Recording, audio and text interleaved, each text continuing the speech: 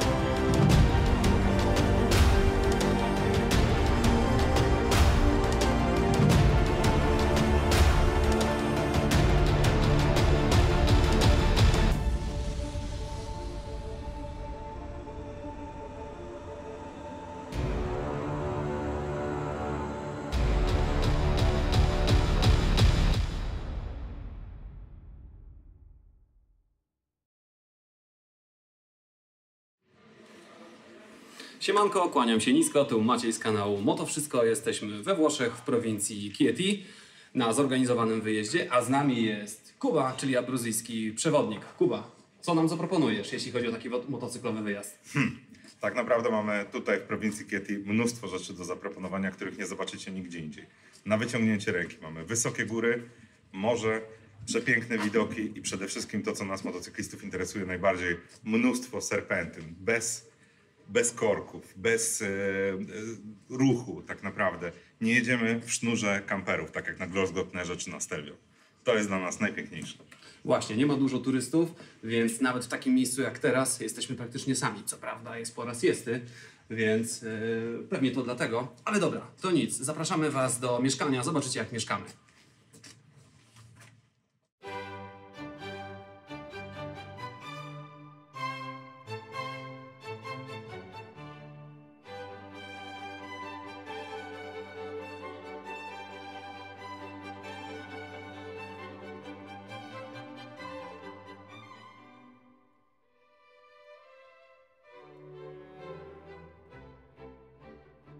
Wejdziemy do centrum wszechświata, czyli do miejsca, w którym odpoczywamy po całodniowej jeździe na motocyklu.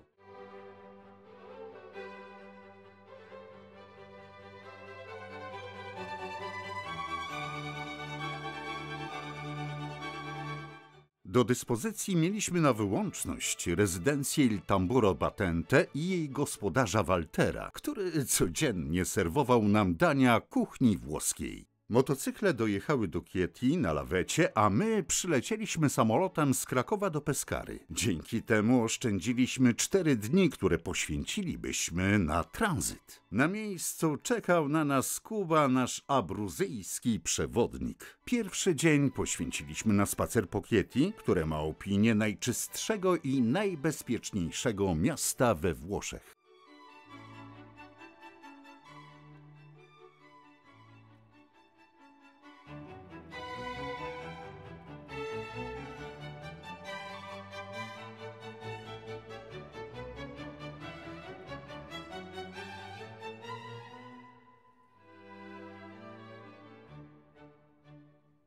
Zamontowaliśmy także interkomy. Zapytacie po co?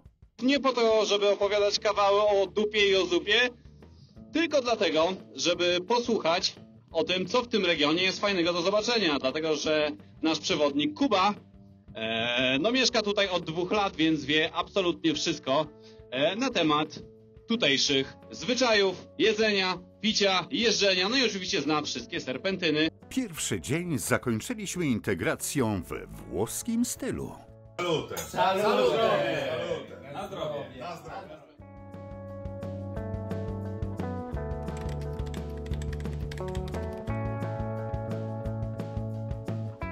Po Po porannej kawce zebraliśmy się, aby wyruszyć do Parku Narodowego Majella. Samo Chieti od razu przywitało nas miejskimi zakrętami na rozgrzewkę, a im dalej, tym piękniej.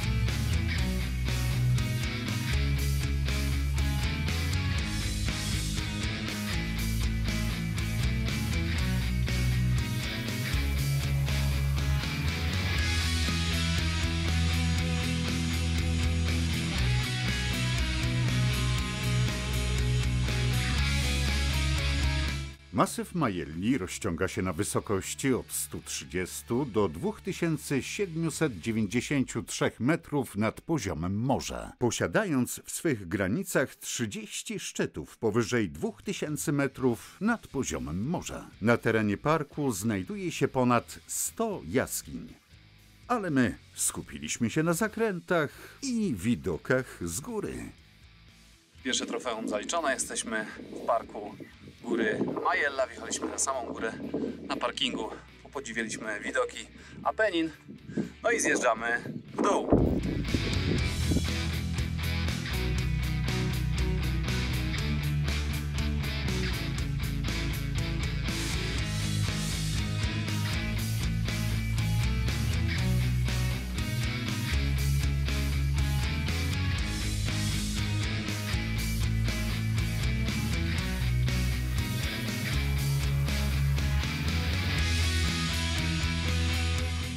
Zjazd przypominał nieco polską trasę 100 zakrętów. Po zjeździe zameldowaliśmy się w punkcie widokowym Bukkianico.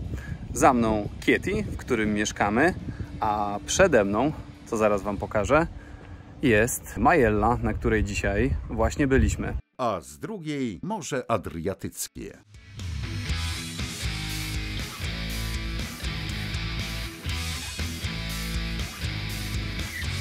Motocykle stoją przy samym wejściu do miejscówki, w której mieszkamy. Tutaj pięknie wygląda i pachnie jaśmin, a tam jest nasze centrum dowodzenia, czyli balkonik. Wieczorem poszliśmy do pubu, gdzie spotkaliśmy Sarę, która studiuje i pracuje w Chieti od 2 lat. Niemiecka klasyczna, coś bardziej kwaśnego i pagoszka, bardziej słodkawa, czerwona. Ten dzień postanowiliśmy zakończyć w tym miejscu. Dzisiaj zrobiliśmy 150 km i w nagrodę postanowiliśmy sobie pójść do pubu. Dziękujemy Wam za dzisiaj i do zobaczenia jutro. Ciao! Ciao.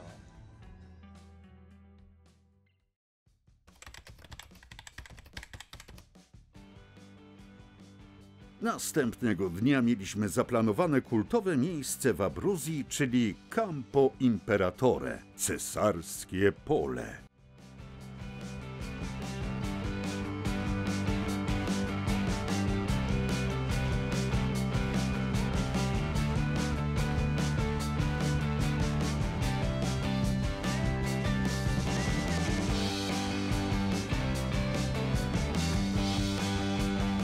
Miejscowi nazywają je Małym Tybetem. Na tym płaskowyżu powstały zdjęcia do kilkunastu słynnych filmów. Były to m.in. Amerykanin, Imię Róży, Król, Lady Hawk, Czerwona Sonia.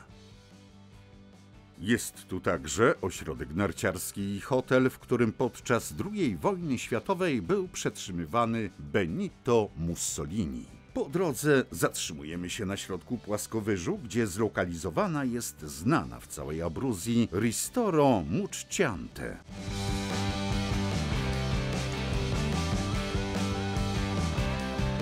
Kupuje się tu surowe mięso i samodzielnie grilluje. Głównym przysmakiem jest tutaj regionalny mini szaszłyk, czyli arrosticini.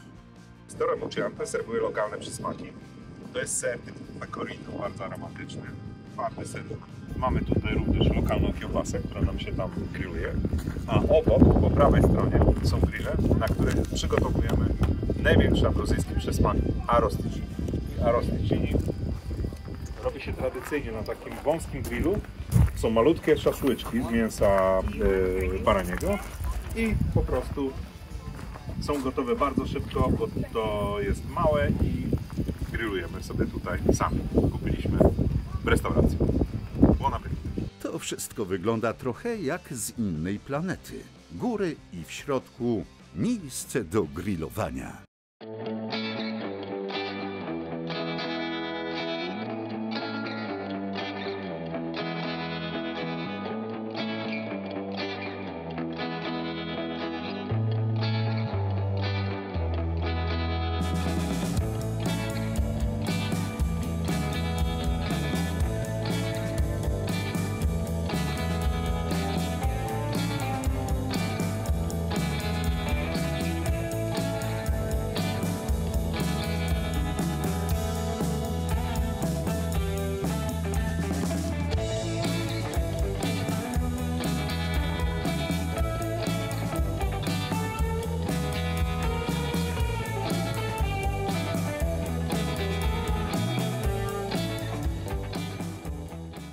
Im wyżej, tym robiło się chłodniej. W drodze na górę podziwialiśmy jeszcze tybetański klimat, jadąc częściowo ubitymi szutrowymi drogami. Spokojnie, każdy szosowy motocykl sobie tutaj poradzi.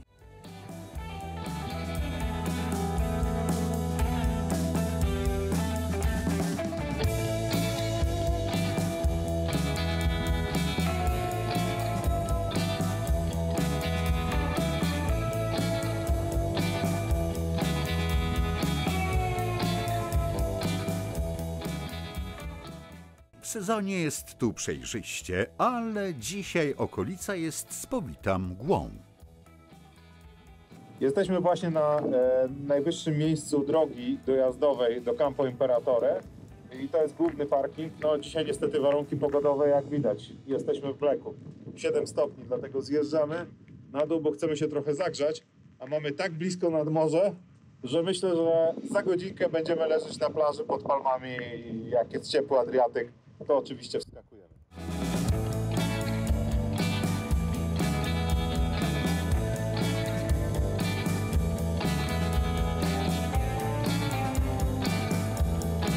Jak się okazało, Kuba nie kłamał. Jeszcze godzinę temu byliśmy w górach. Region jest na tyle zróżnicowany, że można pojechać sobie górskimi serpentynami, a jak się chce wypocząć, popatrzeć na piękne turkusowe morze, no to wtedy możemy przyjechać. Jesteśmy w Monte Silvano. Jak widzicie, promenada z palmami, a za mną morze. Motocykle zostawiliśmy na bezpłatnym parkingu przy plaży i po chwili mieliśmy dla siebie cały teren dookoła. Słuchajcie, największą zaletą tego miejsca, w którym jesteśmy, jest to, że jesteście w górach, a za 50 minut jesteście nad pięknym turkusowym morzem, gdzie nikogo nie ma.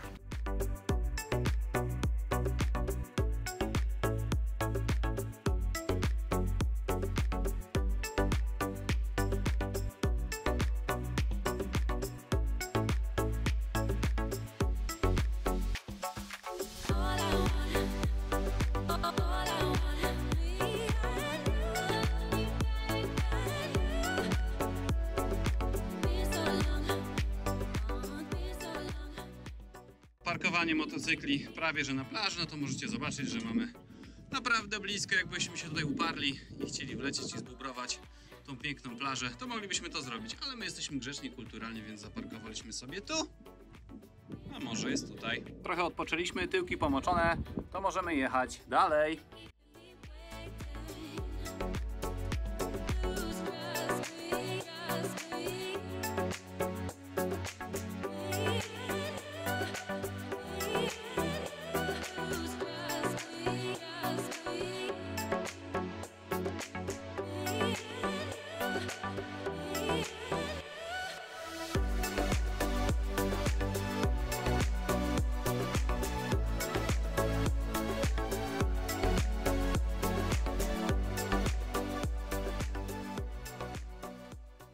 Po dniu pełnym atrakcji wróciliśmy do naszej rezydencji, gdzie maestro Walter już czekał z kolacją. Wieczorem ustaliliśmy plan gry na następne dni. Atrakcji i pięknych dróg w regionie jest tyle, że nie sposób przejechać wszystkiego w 7 dni.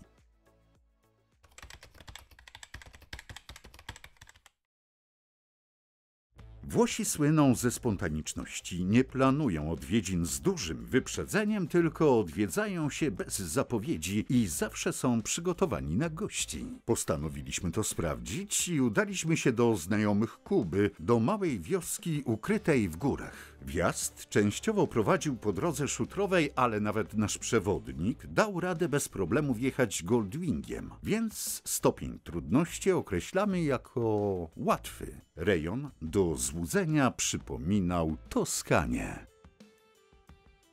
We Włoszech nie tylko jeździmy po pięknych serpentynach, ale tutaj też jest taki zwyczaj, że wizytuje się ludzi nawet bez zapowiedzi. Jesteśmy u znajomych Jakuba, którzy częstują nas kawą i jedzeniem. Powiedz coś, Kuba, o tym, co tutaj mamy. Zostaliśmy zaproszeni na takie niewielki poczęstunek, takie śniadanie przez nasze przyjaciółki i dostaliśmy tutaj typowy poczęstunek włoski.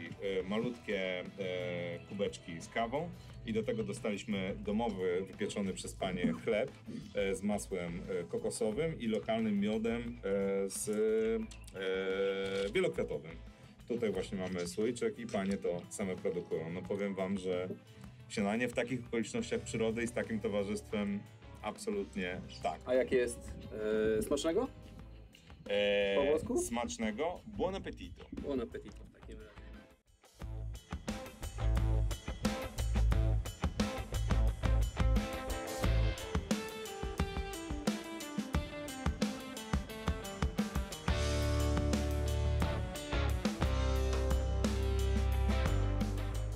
Po spontanicznych odwiedzinach zmierzaliśmy w stronę Passo San Leonardo i agrafek przed miasteczkiem Pacentro. I tutaj ciekawostka od przewodnika. Z Pacentro pochodzą przodkowie Madonny Luise Ciccone. Jakbyśmy chcieli przetłumaczyć to nazwisko na polski, to wyszłoby coś w stylu Madonny Bociańskiej.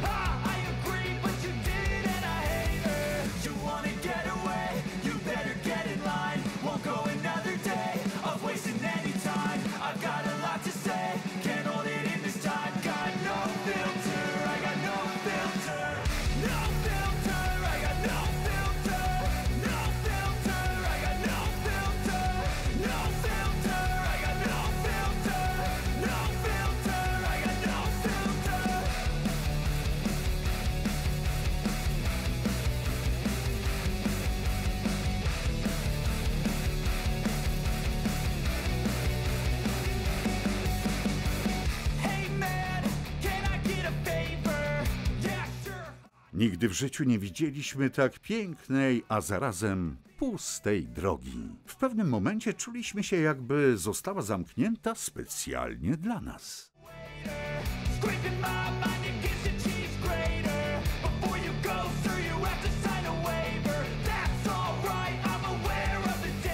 Po wjeździe do miasteczka uzupełniliśmy zapasy wody i jechaliśmy w stronę masywu Gran Sasso w poszukiwaniu miejsca na mały lunch. Właśnie pokonaliśmy Park Narodowy Gran Sasso i jesteśmy... Gdzie? Castel del Monte. W Castel del Monte, dokładnie. Kuba tu jest przewodnikiem, a nie ja, więc on wszystko wie. Idziemy coś zjeść, mimo tego, że jest 13, to zdaje się, że coś tutaj jest otwarte, mimo siesty.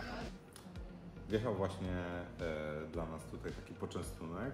To są tutejsze sery. Widzę, że 4 typy, białe, 3 typy serów typu pecorino, a także lokalne kiełbaski oraz prosciutto. No, wygląda tak, że właściwie już przestaję mówić, bo po prostu muszę Dobra, to zabieramy zjeść. się w takim razie do jedzenia.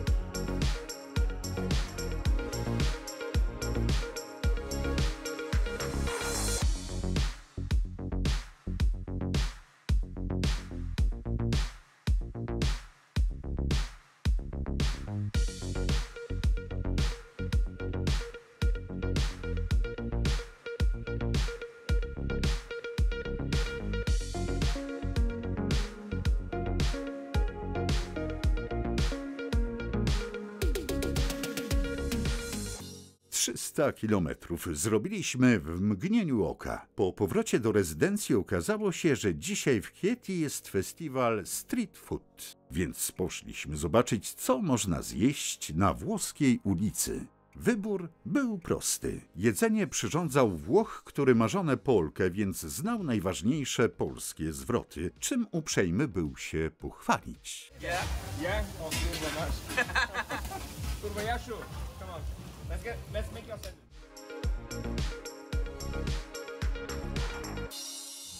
Jak, dobre? Bardzo dobre. Super.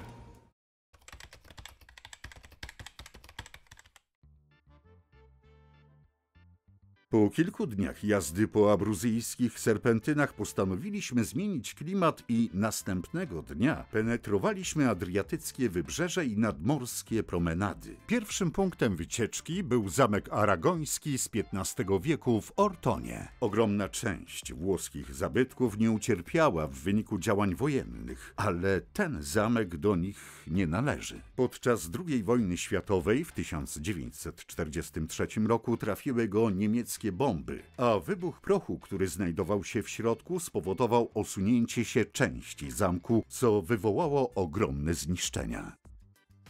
Przemierzaliśmy wybrzeże dalej na południe, oglądając nadmorskie trabocchi, czyli starożytne maszyny służące do masowego połowu ryb w Adriatyku, będące jednym z symboli Abruzji.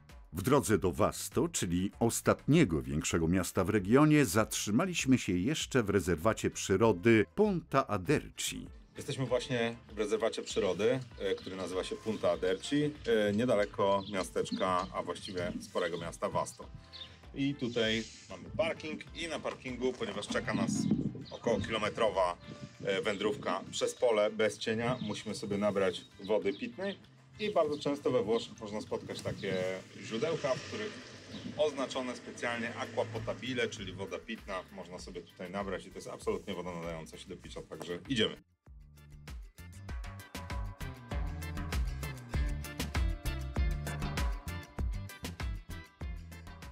Mogliśmy cieszyć oczy pięknym klifem, roślinnością i dziką plażą. Jest tutaj malutkie trabocco i przy odrobinie szczęścia można obserwować z klifu pracę rybaków. Po drodze mijamy pola ze świeżym nasadzeniem oliwek i winogron. Są oddalone od morza raptem o kilkaset metrów. Z góry tworzą piękną mozaikę kolorów. Ostatnim punktem dzisiejszego dnia jest już wspomniane Vasto, które graniczy już z najmniejszym i najsłabiej rozwiniętym regionem we Włoszech, czyli Molise.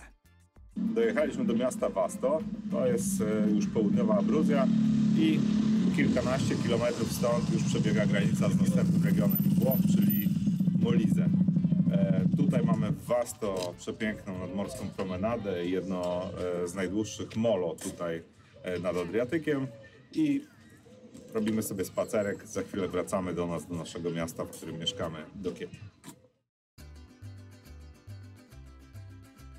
Oprócz wspomnianego molo i promenady znajdziecie tu także kilka pięknych placyków i budowli z XVIII wieku. Zbliża się wieczór, a Maciek obiecał, że dzisiaj przygotuje burgery z grilla, więc zapraszamy do działania.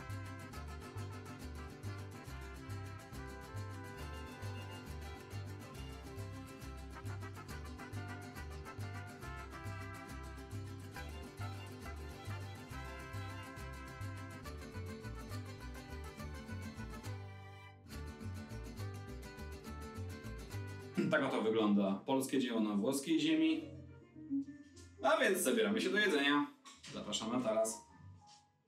To była pożegnalna kolacja. Następnego dnia mieliśmy samolot powrotny do Polski. Kończymy naszą abruzyjską wycieczkę. Jeżeli podobało Wam się i macie ochotę śmignąć z nami, to zapraszam Was do opisu w filmie. My pakujemy się do samolotu, a jutro rano motocykle wyruszą z lawetą do naszych domów. Dzięki, do zobaczenia. Czekamy na Was, aby wspólnie zwiedzać Abruzję.